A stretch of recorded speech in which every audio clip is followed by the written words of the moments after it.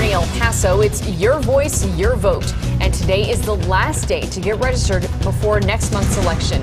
All you need to know in a live report. November 8th is the big day. We're going to get out. We're going to win. Donald Trump is back on the campaign trail after that lewd video was released. I'm Angelica Spanos in New York with what he says he'll do if more tapes come out. Plus, the death toll has once again gone up as residents in the southeastern part of the country are trying to pick up the pieces following Hurricane Matthew. Live, where news comes first. From the Mesilla Valley and Las Cruces to El Paso and the borderland. This is ABC7's Good Morning El Paso. And rise and shine. A very good morning to you, El Paso, Las Cruces, and Juarez. I'm Stephanie Valle. And I'm Hillary Floren. Good morning, everyone. Let's talk weather right now. Yes. It is fall. You would think so. It's supposed to be fall, right, Nicole? It is fall, but it's not going to feel like fall with the hot temperatures we're forecasting for the next few days. But let's take a look at your morning planner for El Paso and Las Cruces. We start out a little cooler in the 60s. By the 9 o'clock hour, we'll be sitting in the upper 60s in El Paso. Let's take you outside right now. Across the borderland, we are seeing those dry conditions, comfortable temperatures to start out the morning. And across southern New Mexico, here most of the heights, we're at 62, 60 at the Farm and Ranch. Anthony, it is a little cooler at 56, and Mesilla Valley Christian School, 59 is the current temperature. So we're off to a mild start. Coming up with your weather and traffic on the 7s at 6:07. We have a look at your school planner, weather net site temperatures here in El Paso. We're also going to take a look at your storm outlook for today. That's coming up in just a few minutes.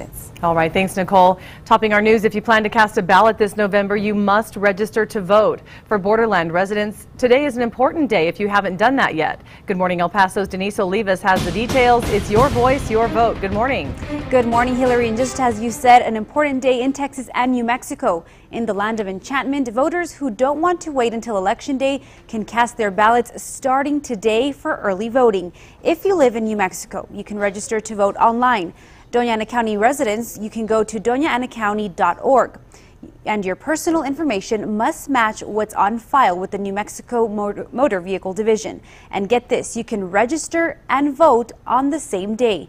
In Texas, though, it's a different process. Today is the last day to become a registered voter. You can go to epcounty.org, or .com, I should say, print out the form and mail it or fax it to the county courthouse by today. And we caught up with one man who registered in the last week and told us why he's casting a ballot this year. The choices are very important this year, and they're rather distinct. It's not like you're voting, well, you know, two slightly different shades of the same thing. I don't see much in common between the two candidates. And the El Paso County website has an ongoing counter of just how many people have registered, and I just checked in the last few minutes. And at last check, 422,569 voters in the county. Early voting begins here in Texas on October 24th. Stephanie, back to you. That's a lot, but still a lot more need to get registered, Denise. Thank you. And a debate happening today from the ABC7 New Mexico Mobile Newsroom. Las Cruces is hosting a town hall for New Mexico's 2nd Congressional District election. Republican incumbent Steve Pierce will be facing off against Democratic nominee Mary Lee Souls. The debate starts at 6 p.m. at the Dream Center of Las Cruces. That's on the 1400 block of 6th Street. More fallout for Donald Trump's campaign after video surfaced Friday of the nominee bragging that he's able to grope women because of his star status. And now Trump is intensifying his attacks on opponent Hillary Clinton, even taking a dig at the Republican Party. ABC's Angelica Spanos has the very latest. It's your voice, your vote. Donald Trump on the campaign trail, warning that more attacks will come if more tapes emerge. If they want to release more tapes saying inappropriate things, we'll continue to talk about Bill and Hillary Clinton doing inappropriate things. There are so many of them. Trump is trying to tie Hillary Clinton to former President Bill Clinton's indiscretions. Bill Clinton sexually assaulted innocent women, and Hillary Clinton attacked those women viciously. Clinton slammed Trump for his crude comments in the tapes. He just doubled down on his excuse that it's just locker room banter. That is just a really weak excuse for behaving badly and mistreating people. And among a record crowd at Ohio State University, she told voters they deserve better. Your generation, the young people of America, are the most tolerant, open, and generous generation in American history. You know what's at stake, but you also know what you believe. The tape further divided Republicans. Speaker of the House Paul Ryan says he will no longer defend Trump, but instead defend the party's majority in Congress. Trump reacted in a tweet saying Paul Ryan should spend more time balancing the budget rather than fighting him. And since Trump's tape revelation, a new poll from the Wall Street Journal and NBC shows that Clinton now has a double-digit 11-point lead over Trump. Angelica Spanos, ABC News, New York. Our sister city of Juarez now has a new mayor. Armando Cavada is the first independent candidate to be sworn in as mayor of Juarez. And this is video of his swearing-in ceremony yesterday. Cavada is the son of the original owner and founder of XHIJ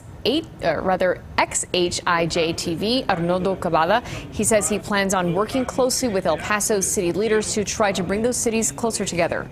The death toll from Hurricane Matthew now stands at least 28 here in the U.S. According to ABC News, parts of North Carolina were hit the hardest over the weekend.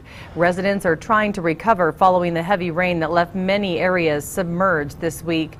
Some places are still waiting for over 4 feet of water to recede back into the ocean. The only good news is that the water level did drop about a foot yesterday. The full extent of the disaster in North Carolina was still unclear, but it appeared that thousands of homes were damaged and more were in danger of flooding. New this morning, the protests in North Dakota over the proposed pipeline continue. Demonstrators are still camped out following the decision to move forward with work on the $3.8 billion pipeline. On Sunday, a federal court rejected a request by the Sioux tribe for an injunction.